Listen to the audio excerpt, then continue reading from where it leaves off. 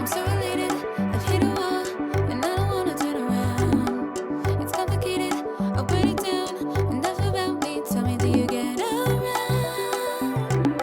Dreaming of the day you finally let me in. Hey everybody, welcome to the newest episode of On That Note with Parker Whirling. Today's guest is based in Los Angeles, California, and she's got a brand new single called Summer Love out right now that you need to go check out. Before we get the episode started, please make sure to like and subscribe to this podcast on Apple Podcasts, Spotify, and YouTube. And don't forget, you can follow me at Parker Whirling and at On That Note _podcast on Instagram. And on that note, please welcome Bambina. I'm sitting here with Bambina, indie pop singer-songwriter producer based in Los Angeles. New song, Summer Love, out right now. It was released August 22nd. I'm a huge fan. I heard it on Spotify's Fresh Finds indie playlist. It's super groovy. Love the synths. The tempo changes are wild. It was just one of the cooler songs I've heard in a long time. And I'd love to know about the creation process behind this particular tune, because it just really stands out to me. I love all of your other songs, but that one really, it just stands out for some reason. So do you feel the same? Thank you. I do. And you know what? I probably should have asked if I could invite my producer for this specific song on to this, because he is responsible for the sounds of the actual song. So I met him. I heard his music. He was working with two of my friends a couple years ago, and I emailed him just like a cold email, and I asked if he'd want to collaborate, and we made Things I'll Never Say. I don't know if you've heard that one. Yeah, that one's awesome. Thank you. Yeah, that was more bare bones, and then we added some live instrumentation, and I wrote the vocals and sang over that one. And then this one was actually more of like a fun little experiment of a song, because it's not the easiest song to write to. Like you said, there's tempo changes, and then there's the it had like its own world that he made that I just was able to then tap into. And some fun facts are there are 87 dove calls in that song. Dove calls? Yeah, if you listen again, you'll hear and No, I didn't notice that. Yeah, I actually have a video of him. I don't know, should I send it to you? It's a video of him explaining the dove calls and some of the production. Yeah, I mean, I could definitely check it out after the interview later. for sure. Okay, yeah, I was about to do it. So there's 87 exactly. Was that on purpose? I don't know. I'd have to ask him. The symbology behind it, maybe. Yeah, I'd say most of our songs we make together have bird sounds in them. I don't know if I'm pretty sure he did it once, and I connected to the bird sounds, and maybe he just like puts them in all of our songs together, or I don't think it's something he does in every song ever. It's like his producer tag, Yes, it DJ should be. Khaled. It's like he just does, swallows or doves. Yes, his name's Beautiful Saint, by the way. Beautiful Saint? Beautiful Sam. Sam, Beautiful Sam. His name's cool. Sam. So yeah, that's I mean, I guess I could go into more details, but yeah, essentially he just sent me the song, and the vocals came to me, and I was excited about it because it's a lot more staccato and almost like rappy, I guess, a little bit. Yeah. And it kind of gave me Caroline Polachek vibes. Yeah, I like her music a lot. That makes sense. Yeah, she's awesome. But that so you said staccato. That feel like not a reach, but did that feel like something new for you, I guess? Yes. Yeah. I remember this girl came up to me after one of my shows years ago. I was in a band before Bambina called Breakfast, and she was like, wow, she was on American Idol or something, and she was a pop person. Mm-hmm.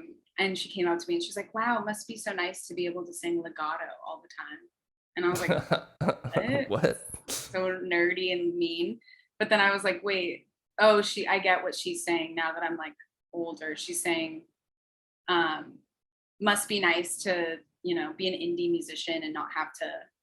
She was basically saying, like, you sound good because you take your time. So in a way, I think now I understand that.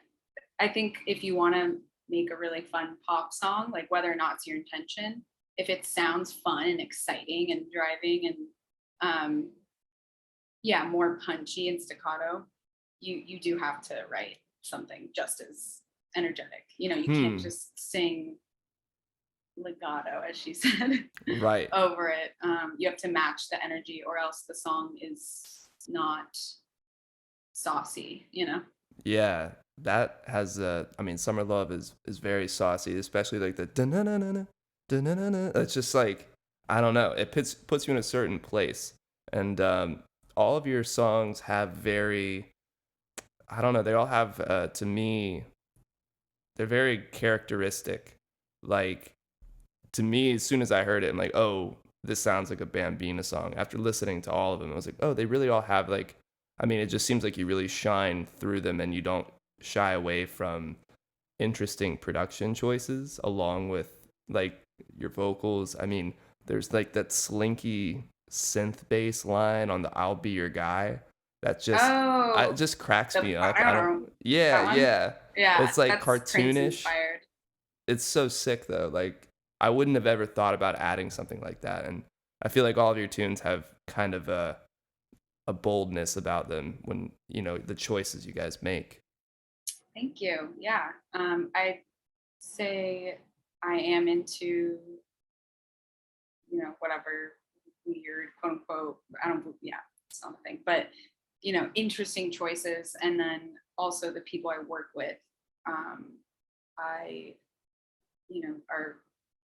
I like to work with very free people who, wait, that's like a brand. I like to work Yes. with people who are free and not afraid to make funny sounds and to be like cheesy or, cliche. Cause I think it's funny.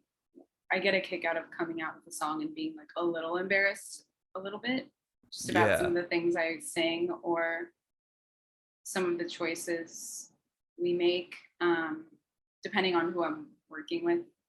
And and then I also envisioned a sax solo because of the song. I thought of it, it's a very different sounding song, but the song True by Spandau Ballet. Yeah, totally. Yeah. Mm-hmm. Classic. Yeah, so I just needed that to happen in this song. Not sure why. No, I mean, you just catch a vibe and you know what you want at that point. Yeah. Also, I'm shy. I shy away from purely electronic sounds. So it always makes me feel more grounded and true to myself to make sure to have some organic instrumentation in there. It makes me feel fuzzy because that's kind of like where I feel like my roots are from in terms of being in bands before Bambina and stuff. Yeah, I mean, that makes sense. It's a nice juxtaposition too when you do have a lot of synth stuff like Summer Love, that synth arpeggio thing is so cool. But then, you have a nice like piano wave coming in and obviously vocals, like, doesn't get more human than that. You said that you've worked with, a handful of people over your years of collaborating. What do you feel like are some of the do's and the don'ts for you personally when it comes to working with somebody? My friend Eric Werner, he plays drums in Bambina most of the time, and I've been in other bands with him. Actually, I've only been in one other band with him. But anyway, he brought up like the three, I forget what he called them, but it's like you have to be number one, you have to have two of the three. One, you have to be good at your instrument, just like confident and just good, whether that means practicing or just being on it. 2, you have to be chill, nice, That's a good one. kind. Yeah. Yeah. And then the third one, I think it was availability. I should have, yeah, that might be it. I think I should have checked in with him. There are people that are nice and talented and that are never available, or too busy. I'm thinking of bandmates right now. Right. I forget what the third one is, but basically for me, I've worked with all kinds of people. I think working with people who want to be there, it's hard to explain why anyone would ever do anything they don't want to do, but I guess people who are present, yeah, people who are present with me feel really good. People who have more of like a we than an I attitude are my favorite kinds of people. I work with mainly men, and there's a lot of men who let me be careful with what I say. Basically, get a soundbite out of this. Yeah, basically, if someone is saying we a lot, that's a very good sign. Yeah. And if people are saying like I was thinking, well, I thought, I had in mind, I's kind of make me tense because I'm like, I feel like this is like not. This is getting further away from being our thing, and maybe we're gonna have to play a little tug of war. So yeah. And a little tug of war isn't a bad thing as long as everybody's playing by the same rules.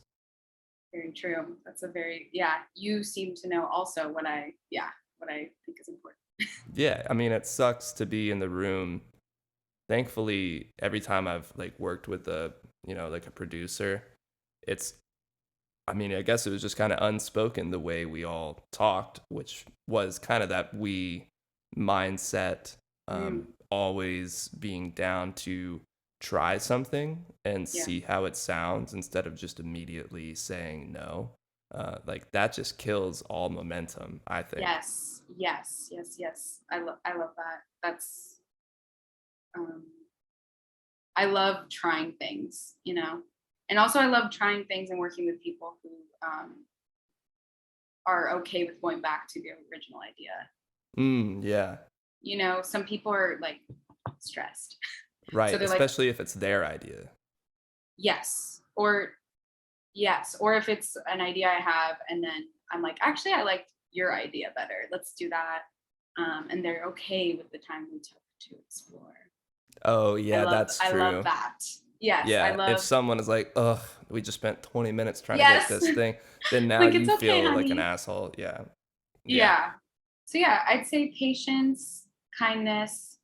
I would choose someone who makes me feel comfortable any day over, just like a really, I don't know, talented, well-known person. There are people who have like all the good stuff, which is awesome. I think it's just important for me to be comfortable and to feel like I can be silly, because that's when I feel most comfortable writing and singing. Yeah, and when you're comfortable, it shines through in the song. Whereas, if you're stressed and, just not stoked about it, that is going to come through as well. Yeah, and I can be that person too. That's like not okay to work that day, Right.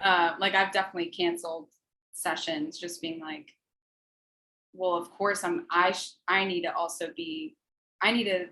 have my standards and my boundaries in terms of what I'm willing to work with and what I'm not willing to work with, and I need to stick to them too. So I need to come in with a good attitude and patience and not be irritable. Yeah. What are those boundaries for you?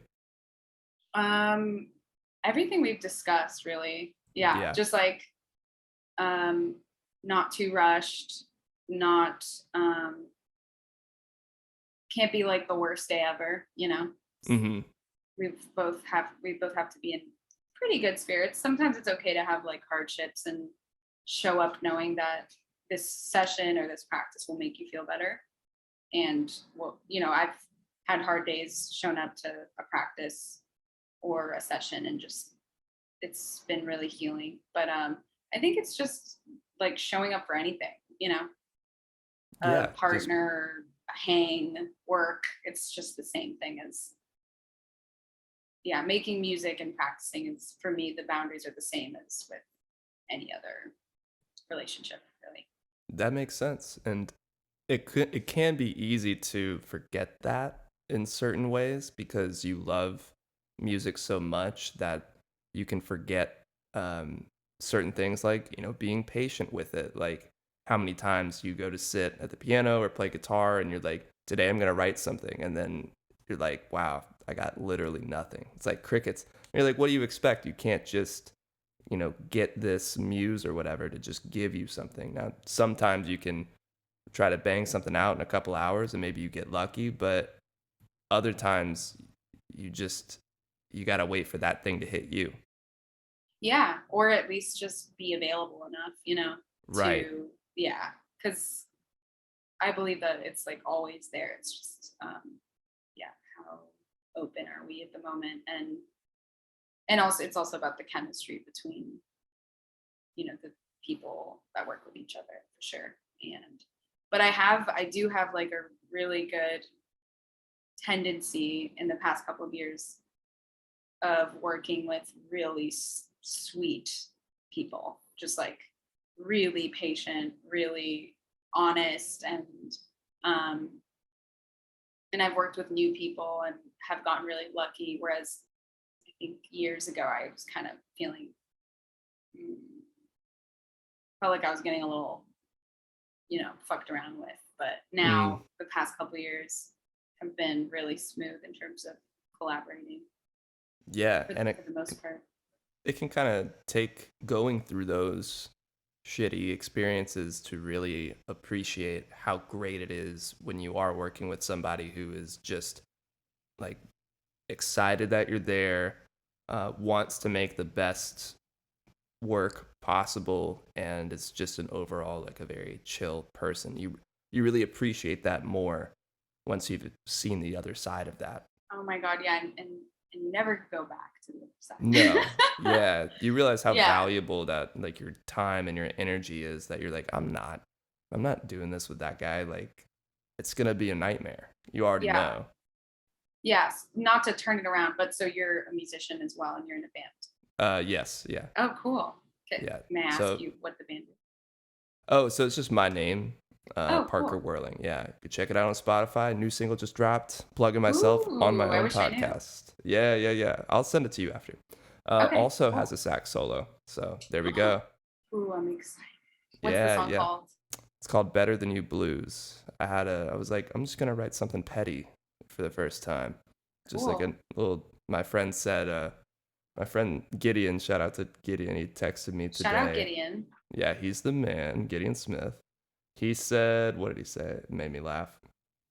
He said, Parker, okay, also didn't realize you were in your T Swift songwriting revenge era. Ooh! Yeah. I like that. So that's a little preview for you before you listen to it. Wait, what's the T Swift revenge era? Is that an album or a song of hers? I think. Or no, it's her revenge. Her revenge. Just like exactly. Not like a certain album, just like all of her revenge songs. Oh, amazing! I guess All Too Well. Yeah, that one too. My favorite one. Dude, she's the best. Her new album's coming out. Midnights at the end of October, I think. Oh, exciting! Yeah, I'm really into Willow by Taylor Swift right now. Oh, I thought you meant Willow, the artist. Like, what's her name? No. No, she's cute. She put out a couple new songs actually that are very good. Right. I didn't listen to anything before that, but you should. It's all about Willow by Taylor Swift. Okay. Have you heard that song? No, I don't think so. What album is that? Oh, is that one of the newer two ones? I think so. I'm not a Swiftie. I just love some of her songs. Okay. So, like, I'm so not a Swiftie that I don't think Swiftie is a thing. Like, I don't know. Yeah. No, those fans are rabid. What are they called? Swifties. Yeah, Swifties. Oh, it is a thing. So cool. You had it. Yeah. They're intense. Then I am a Swiftie. There you go. but there are some hardcore ones. Like it's intimidating, but Ooh, I like that. I'm glad people have so much passion for an artist, and an artist who's like a genuinely good person. You think she is? Yeah. I Oh, actually, my friend, she shot all of the pictures and promo and the album cover for Lover, that album. oh, cool. And She's like, so good great things. experience. Yeah, she was like, she's the Oh, great. best. Yeah. So Oh, I like that. there you go. I did want to ask, Hmm. speaking of, Taylor Swift, somebody who's changed so much over the years and progressed musically, how do you feel like your music has progressed over the years that you've been releasing stuff under Bambina? Well, hmm, it's probably. By the way, is the AC okay, or is it like Oh, I strong? can't hear it. I'm sure it's fine. Oh, okay. Um, hmm, how have I progressed? Ooh, in quite a few ways. I'd say I'm way better at writing on the spot, writing with people, collaborating, not not being afraid, I guess, in general, just not being afraid anymore. Um, of I think I was like in a bit of a music scene years ago that to me felt more tight, or I didn't really know that I could make pop music the way I wanted to, or the way, I it's a basically I realized that it's okay to make music that I like. Like it doesn't have to be that interesting, or and I'm not saying my music's not interesting. I'm just saying I don't have to think in terms of. I've worked with a lot of real musicians, people that are like geniuses at their instrument or at composing and songwriting. And I've definitely been really inspired by other kinds of people in the past couple of years. One of them being my brother, who is a rapper, and he goes by Shakewell. And I've just seen how free he is in doing what he does. Like he just puts a backing track on and just has, or no, he has a DJ. Um, Nice. and those are those shows are the most fun shows I've ever been to. And I also love going to all kinds of shows, but I definitely am still stubborn. Like I would love to keep my band, and I love everything being live. Like this next show on Monday, it's going to be at Zebulon. It's my first time letting myself like sing to any backing tracks. Like for Summer Love, I have to. Like I have Yeah. to. I have to respect the song and the production. So I guess letting go, letting myself. I'm from LA, and I think I've tried hard not to be like. I think just growing up, I just felt like I didn't want to be a cliche, so I didn't really. I tried my best to not be a musician or an actor, be all the things that I am, And Are you an actor? yeah, as Oh, well. same. That's funny. Look at that. Oh, cool. Yeah. Yeah. So I was like, no, no, no, no. Okay, Right. I'll do music, but I'll be in this like shoegaze band, or like Right, I'll, right. like hide a lot, not even a little bit, just like really, really hide as much as possible. So how I've grown in the past couple of years is I've let myself just step up and just be actually myself and shiny, and be okay with with like it's okay to want to do a pop artist. Like that is Yeah. very cool. Like my first favorite album was like a Britney Spears album, and Avril Nice. Lavigne and Backstreet Boys. So yeah, I don't know. It's just I think everyone's loosened up. Hasn't everyone loosened up in terms of like pretension, and like isn't indie like all over the fucking place now? Oh, yeah, totally. It's just there's just no rules. So I was already on that trajectory, and yeah, and then just realizing that like people who are judgmental like do not go the furthest. So Yeah, so because they're too busy judging other people. yeah, and sadly I think maybe I was probably on the other side of that at some point. I've had that has to be true if I'm so like yucked out by it, you know. Mm, If you spot yeah. it, you got it vibes. Well, it Yeah. makes sense that, I mean, I am always blown away by people who are so comfortable with really putting themselves out there all the time. I mean, it's a hard thing to do. And for me, music has been a way of figuring that out for myself. Do you feel that? Yes. Yes. Delve deeper. Yeah. Like, what's your question? Yeah. Or Do you feel like writing your songs and going through these motions, do you feel like in a way that helps you learn more about yourself, or do you feel like it helps you just express the self that's already there, or maybe a little bit of both? ooh, both. Yeah. Do you ever write songs and then you're like, oopsie, I feel this way, you know, Yeah, about totally. this or that person or Yeah, myself? like you think you feel a certain way going into it, and then by the end you're like, oh, that line works so well, and I didn't know I really felt that way. Yeah, exactly. So there's a bit of that. And then there's also the other way, which would be, yeah, like feeling a certain way about something, knowing it, not feeling like talking or speaking about it with anyone is like enough, you know. And Mm-hmm. also, what's really nice is being able to make what someone could perceive to be as an ugly emotion or an ugly thought. It's really fun to make ugly thoughts and emotions into something beautiful. You know, it doesn't have to be, yeah. I think most of my songs at the beginning were a little angry or sad. They're definitely getting cheerier, which is cool. And it's not something I'm trying to do. Right. Um, Oh, that's interesting. yeah, but I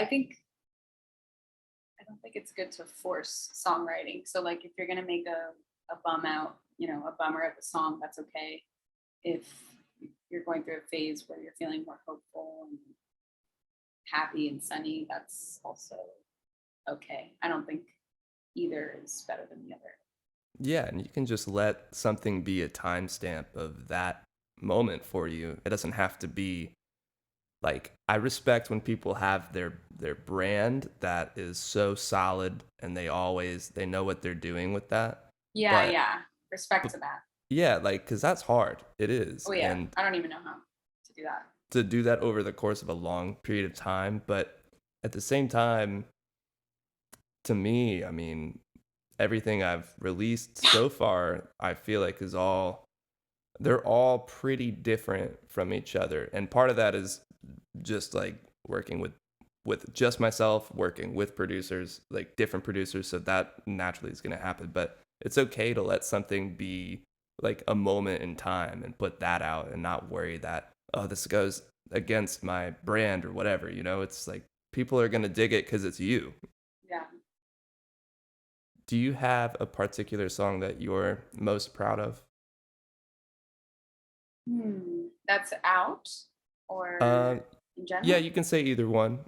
Um, well, I would say Summer Love. I don't think I have a favorite. I think they all have different significance to me. Like, I Do Not Do I'm proud of putting out because it was very lo-fi and it was something that I started, you know, when I was like living with my parents and yeah, classic story of like being alone and, you know, like a Mhm. MIDI keyboard, whatever, like barely being able to use probably GarageBand, not even Logic. Nice. Probably, yeah. Or maybe I was using Logic already, but yeah, just that song has that kind of is my favorite in terms of like I just uploaded it, you know. I'm still uploading my own stuff.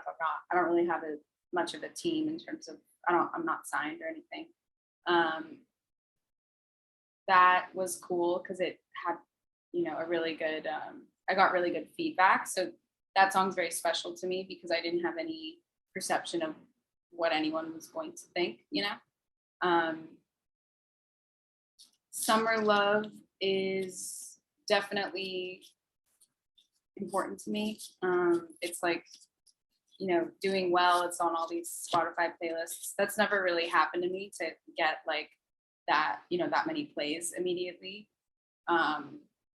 after releasing quite a few songs, you know? So this is a good time that I'm proud of. Yeah, how do you think that happened? Did you just get like an email all of a sudden? They're like, it's been added to these playlists. Yeah. I forget how it happened. I think I finally realized I can submit to curators on like, Right. Yeah, I did not understand. I thought I was doing it for the first 2 years. The first song was in 2019. Yeah, I think I just started doing it this year. Oopsie. It's okay. And then like, you know, then I saw it on playlists and yeah, I guess that's it. And then I just kept checking and I was like, whoa, this is cool that this can happen without PR or anyone really doing anything. I just uploaded it, you know? Yeah, it's a hard game to play, trying to work the Spotify algorithm. I know it's a little randomizer because there's all kinds of stuff on these playlists, and I know people have problems with Spotify, but I'm happy with being on these playlists, you know? Yeah. I mean, the exposure is awesome, you know. Yeah. Obviously, it would be nice to make more money from our songs. Who wouldn't want that? But that needs to happen. yeah. That needs to happen. But at least, I mean, nobody would know these songs. Like, there's so many people who would listen to these songs that are from very different parts of the world and would just, you know, wouldn't have stumbled upon it if it wasn't for that platform. Yeah. But I also want to talk about the music videos because your music videos are fantastic. They are so bright and colorful. They just make me laugh and smile because they're so like, I don't know, they're just so funny. The I'll Be Your Guy music video is awesome. All the dancing in front of all the like Hollywood landmarks is awesome. Thank you. And the Summer Love, the whole story was great. Oh, thank you so much. What's your usual process when you go through creating these? I saw you work with the same director for a lot of the projects. Is that right? Yeah. There are two directors I've worked on a lot of my projects with. One is Dan Streit. He's awesome. I did my first 3 music videos with him. And then I've done 3 videos as well with my friend Dylan Moore, who did my first 2 videos with me and then my very last one. Gotcha. So it was like the 3 of us for the first 2 videos. And it was just Dan and I for the third, for I'll Be Your Guy. And then I worked with my friend Christina on Things I'll Never Say. And then this last one was Dylan and I. Nice. So yeah, what have been some lessons that you've learned when it comes to pairing visuals with your music? Because to me, they go hand in hand. Oh, cool. Yeah, I agree. I think, well, some lessons. The simpler, the easier. Duh. Yeah. With anything. Sometimes it's hard for me to go simple because I'll be like, and then this happens, and then I think this should happen, and lots of twists and turns in terms of like when an idea is kind of feels like a I guess like a little short film or something. And then like, for example, when I work with Dylan, he'll add ideas like, oh, and then, you know, she should like astral project, like she being Bambina. And then I'm like, okay, well, that's too funny. So we're going to have to do it now. And now we're going to have to squeeze all of this in. And then we even had me like sleepwalking. There's a lot of stuff we couldn't use because it was just like way too much for a video, for this last video. And also, yeah, just having an idea and running with it and just making it work no matter what your budget is, no matter what time you have. I think it's just like, I like being overly ambitious. And in terms of, yeah, like for example, with I Do Not Do I wanted to, you know, sail the LA River in a boat, or I guess in a kayak. And so it sounded like a weird, crazy idea. And we just did it anyway, and we made it work. And also, one thing I want to remind myself is that I can also go for simple if I want to. So like for my next song, which I'm really excited about, it's called, well, whatever, it doesn't matter because it's not out yet. But I do want to do like a very, very, very, very simple video. And it doesn't have to, it's not probably going to be funny, at least not on purpose. So I guess my point is just respecting what feels natural and right. And yeah, not trying too hard at all. So like if it's so nuts, if the ideas are so much that it feels almost like a little like psychotic, I think, or I don't know. Yeah. Just like loaded, like that's okay. Like that's just what I want and what we want. So we're just going to do it, and we can take it out of that. We don't have to put it all in the edit, but let's shoot it. And also giving myself permission to, yeah, not do that if that's what the song calls for it. So just matching the energy of the song and not trying to make something that I think people would like. Just making things that I know that I'll like and that my friends and I will like, the people that work on it. Yeah, and if you like it, I mean, the audience is probably going to like it too, because it's, you know, you can tell that the artist put a lot of time and effort and energy into it. And, you know, who wants to do that for something that they don't like or don't think is worth it? Yeah. And also, if the budget allows it, or if time allows it, like we discussed earlier, just being like, yeah, sure, let's try it, buddy. Like, yeah, there was like, for I Do Not Do I, Dylan wanted to see Bambina as like a Barbie in like a tiny Barbie boat, do like a stunt, like go down like a rapid. And I was like, we don't have the budget. And then he and Dan like split the Amazon order because they were like, we have to do it. So they paid for the Barbie. I was like, okay, you guys, that's not gonna hurt you to try it. And it was a detail that a lot of people liked. So yeah, just having the letting like the wind beneath your wings, you know, take you off. Just do it. Just do whatever you picture, even if it like sounds insane, like the thought of it actually being a video.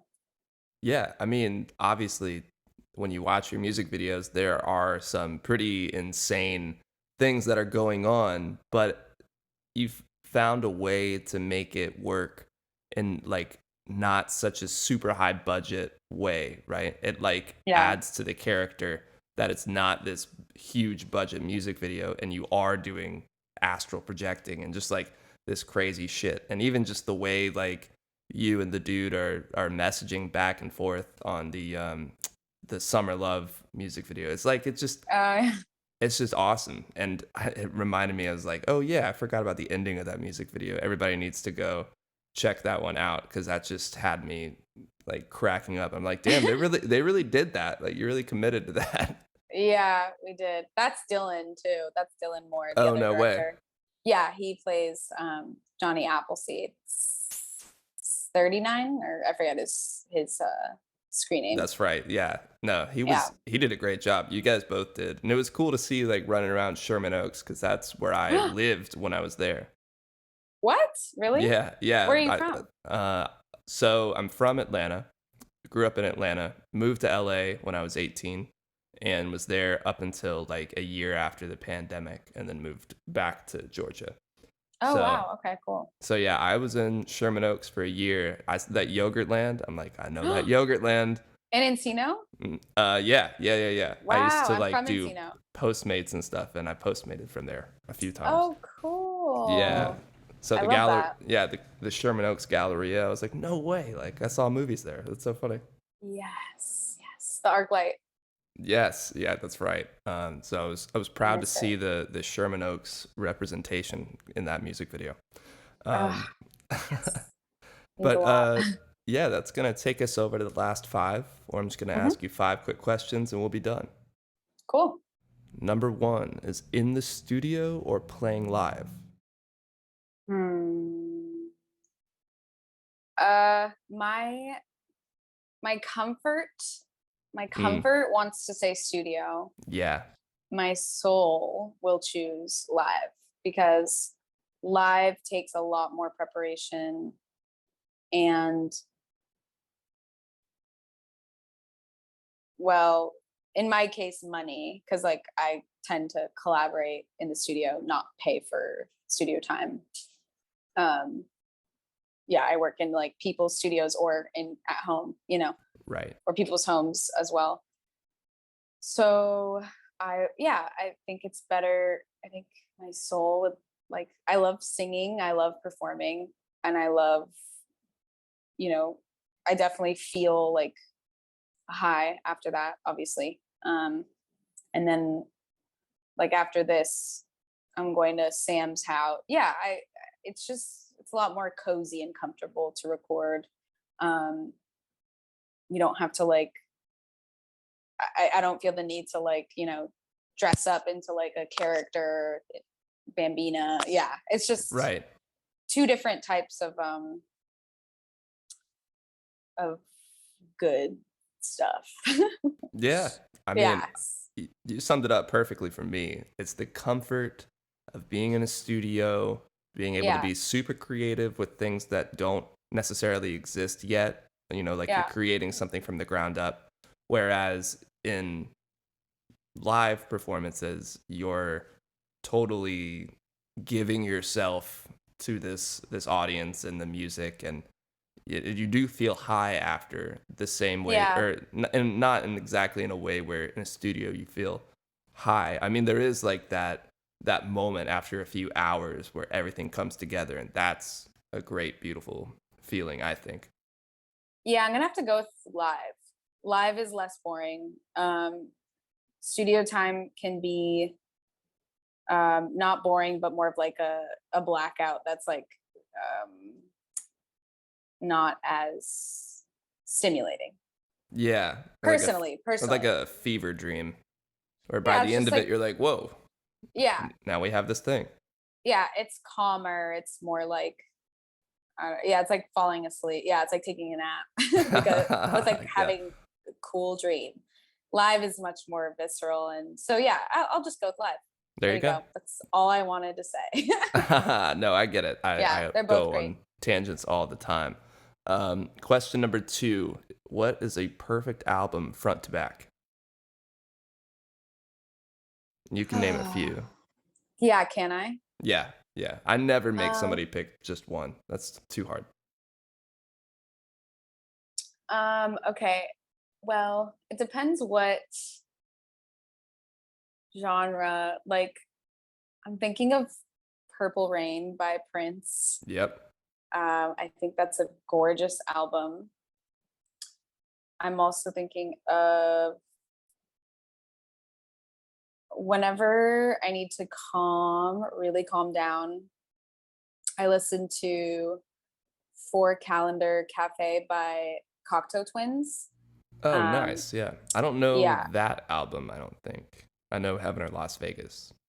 Oh yeah. That's also a beautiful album. I like Four Calendar Cafe because there's more ambient stuff at the beginning, And there's a song called Know Yourself at Every Age. And so I like to listen to it on my birthdays Oh. because it makes me feel, the lyrics are beautiful. Yeah, I like that album when I want to feel okay with feeling stuff. I recently have been thinking about and almost like looking for other people to agree with me on on I don't know what her album's called. I think it's Come On Over by Shania Twain. Okay. That whole album is incredible. It's genius. It's like, if you like Taylor Swift, Yeah, this is like the OG. that's true. Yeah. Shania Twain she's got some bops. Which are any of the hits on that one? Oh yeah. Yeah. Is that Man, is I she Feel Like a man? Woman. Yeah, I was gonna say Man, I Feel Like a Woman. Yeah. Go-to karaoke song. Always you? crushes. I don't do karaoke in general, Oh, okay. but if I did, it would I was definitely. like, oh my God. Yeah, that's a classic. Everybody loves that. Yeah, wait, let's see real quick what's on there. It's You're Still the One. Oh, Man, I that's Feel a Like good a one. Woman. And then the other ones are incredible. I love a song called When. When is really good. And then I have to say that Hot Fuss by the Killers Oh, yeah. is intensely perfect, but yeah, that's another one where if I tell someone, that has good taste, that they're like, oh, there's like always like one, Yeah. they're, they probably think I also like, never mind. Was about to put down a band. They probably think it's like Mumford and so they probably just don't get it. Like Right. Hot Fuss by the Killers is like incredible. It was their first thing, it was like around when they had 2000. songs on the Yeah. OC. It came out in Yeah. like 2004, I think. And that was like kind of ahead of its time. Oh yeah, like Jenny Was a Friend of Mine is an incredible song. And then I'll just wrap it with, I really love The Cure. That's like my forever band Yeah. since I was a teenager. I don't know which album I'd choose. Maybe one called Faith. That's like emo phase, Right. high school album. And then I wasn't actually emo, but just like emotional. And then I really like the Labyrinth soundtrack, David Bowie. Oh. Labyrinth, yeah. Does he do the whole soundtrack? Yes. Oh, okay. I'm didn't know that. sure with composers and people, but yeah. Right. Interesting. I've been Yeah. trying to get into The Cure. I mean, I like the, what is it, Friday, I'm in Love. I'm in love, yeah. It's a great one. There's a couple other I've heard, but I need to really sit down and listen to a whole album and just, really give it a go. Yeah, I wouldn't shame anyone for not. I feel like a lot of good music, it's totally okay to like miss the boat. Like you had to be in a certain mood at a certain age or Yeah, that's true. But I do think you should check out The Cure. I will. Yeah. You would enjoy this. Across the street from where I live, there's a cafe that will put on shows and stuff. And one night I saw like a poster and said there was going to be a goth emo show. And I was like, oh, that could be interesting. I just moved here. Let's check it out. And I got there and it was actually goth emo karaoke. So, oh my God. Yeah. Cool. So everyone was like playing like 9 Inch Nails and then they played The Cure, which is what made me think of that. But man, it's people like living their emo lives to the fullest, and it's a blast just to go and watch. Oh, that's sweet. Yeah, I do like that. Yeah. So if you're ever in Athens, check out Bouvet Goth and Emo Nights. It's a fun time. Cool. Question number 3 is, who's your dream artist or producer to work with? Oof. I have a few. I'm not going to name anyone I've met or work or know. I will name Max Martin. Ooh, yeah. Yeah. That would be cool. I would like to work with him. Yeah. I'd like to work with someone who just like eats, shits, breathes, like what they did. Just like, I know he's Just like lives in it. a machine at this point. Yeah. Just a pop machine. Yeah. I really like a lot of songs that he's made with pop artists. What are who's he worked with? Backstreet Boys, Britney Spears. Oh, He did so yeah, Since You've Been Gone, Kelly Clarkson. that Yeah, song rocks. the big like tasteful stuff. Yeah, songs that are like inarguably amazing. Like everyone, they're for everyone. I think he was God, I forget his mentor's name. Dennis. He was the protege for the guy who recorded like an Ace of Base album and like wrote some of those songs with them. I love Ace of Base.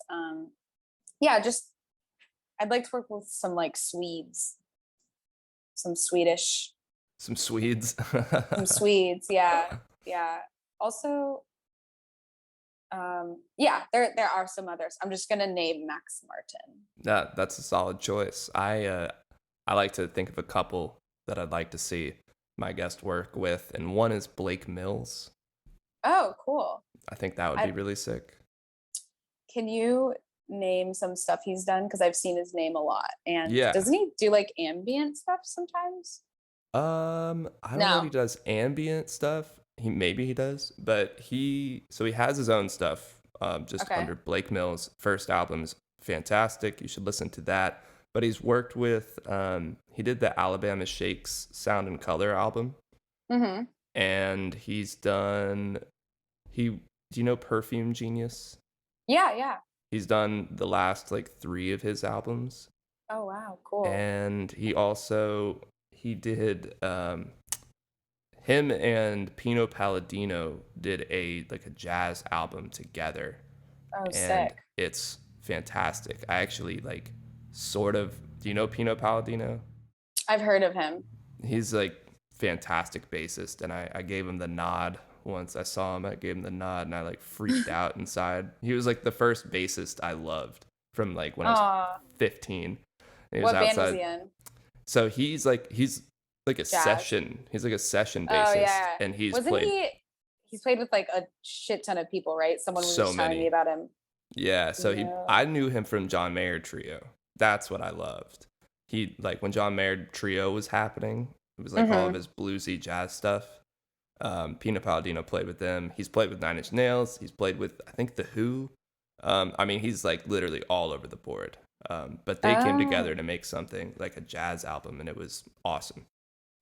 Oh, cool. Does he play in John Mayer's current band? I don't think he plays in it now. He might, but I'm not sure. I may have seen him. I saw John Mayer because my friend is friends with him, and I may have seen him play with him, but I'm not sure.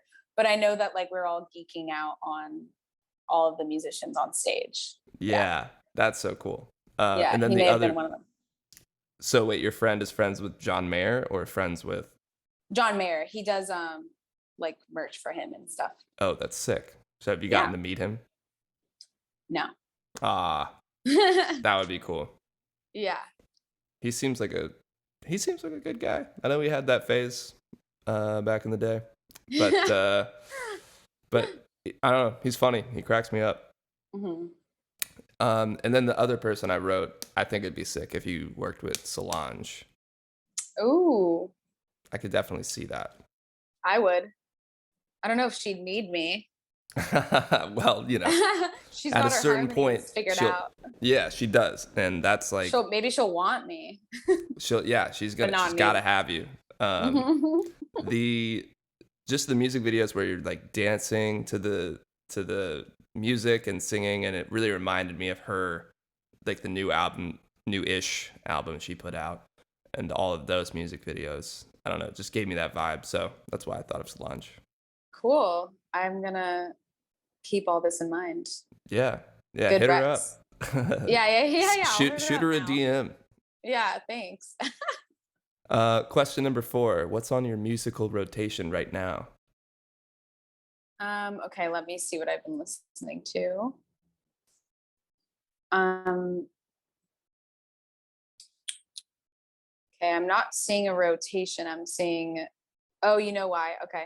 Well, I've been putting together a playlist just like for my Spotify page. Oh, yeah. Yeah. So I've just been putting together some of my favorite songs as well as trying to listen to more newer artists. It's not the easiest thing for me to stay in touch, but let's see what I've got on here. Donna Summer, Shania Twain, Britney Spears. Yeah, I feel like it's like the stuff we talked about. Caroline Polachek. Also, I love the music of people that I know in real life. Like I like listening to my brother's newest album, and my boyfriend has some like an unreleased album that I really like. So basically just whatever is catching my attention that week. Yeah. Yeah. Kind of I've been thinking about UB40. UB40? Yeah. I don't think I know them. Yeah. You know that song Red Red Wine? Yeah, I think I do. That's them. Okay. Yeah. Oh, yeah. Yeah, I know that. Yeah. They have some really good songs. Yeah. I guess my rotation is a little all over the place since I've been putting together a playlist. So Right. I just listened to the Pink Panthers album. I hadn't heard it. Was it good? I haven't checked her out. Yeah, it's good. Yeah, it's like I like the two-step songs. Some of them are really, really short. She's super young, so it's like, it's just cool that someone that's like, I don't know, 20, I don't know how old she is, 19, 20, is just coming out with stuff that's like pretty coherent. Yeah, it's cute. That kind of like simplicity in singing and lyric writing is inspiring to me. It's cool when you can really boil something down to like a perfect melody, perfect lyrics, and like perfect beat that all is so simple but works. Because like it can almost be easy to overdo it and put a bunch of shit on there that doesn't need to be there. But if you can really distill it to its, its finest parts, you really have something impressive. Yeah, I've definitely been guilty of like over adding things to songs. So yeah, Hang, is that the name of Caroline Polachek's album? That's a great album. Yeah, that's a good one. I'm ready for her to put out a new album. It's been a couple years. Yeah, I saw her at the Greek. I opened for her at the Greek in my friend's band, or she's not even a band. Her name's Molly Lewis, and I sing with her. She's a whistler. And that was a really cool show. I was inspired by the live as well as like organic elements in Caroline's set. That's cool. That's dope. I didn't know that at all. Yeah. All right. Last question. What is your favorite decade of music? 80s. Yeah. I like to, that was what I was thinking. You just have like a nice, that 80s synth stuff going on. I love it. Yeah. A lot of people don't love the 80s. I do. I also love early, the stuff that came out like when I was like a kid, probably like early 2000 stuff. Yeah. Yeah. Pop. Yeah. Ooh, yeah. When these hits were just like cranking out and they weren't feel like there's a lot of annoying good music out now that could like really disturb people, like rap, and I'm also thinking of like 100 gex and stuff that I think it's fun. 100 gex is pretty intense. Really intense. I mean, I like their hit, like Money Machine. Yeah.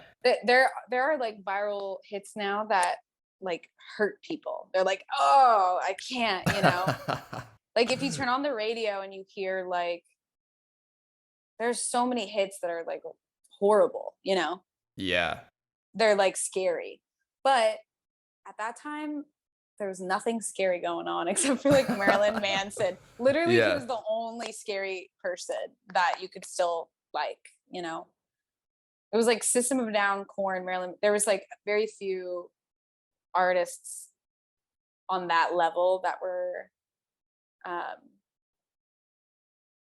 offending like parents. I don't know. I feel like the early 2000s had a lot of palatable, tasteful stuff that is really catchy. Yeah. In every era, there's going to be that one band or artist that like it evokes controversy. I feel like the last one that we had was Lil Nas X. Like all the music videos he was dropping. Top 40. Yeah. Yeah, you're right. In terms of top 40, I agree. Yes. Now there's like a lot of not top 40 people that are. Right. Yeah.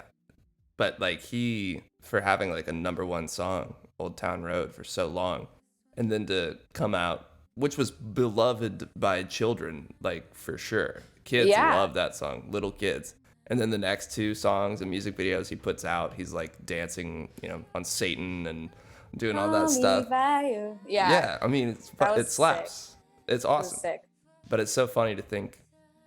It's so funny to think that parents would have like, I don't know, they're like, you need to be more responsible with your career. You're like, maybe you should just tell your kids not to listen to it. And even then, it's like they're gonna hear it.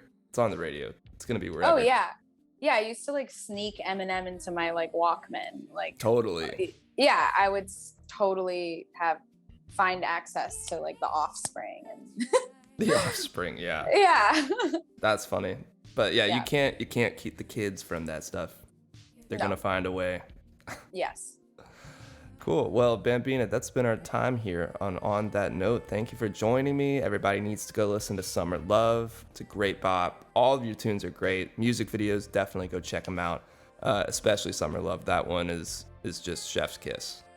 Oh, thank you so much, Parker. I appreciate you asking me. Yeah. It's been fun. Yeah. I'm stoked you came on the show. All right. Thank you, Bambina. I'll talk to you later. Okay. Thank you. Bye.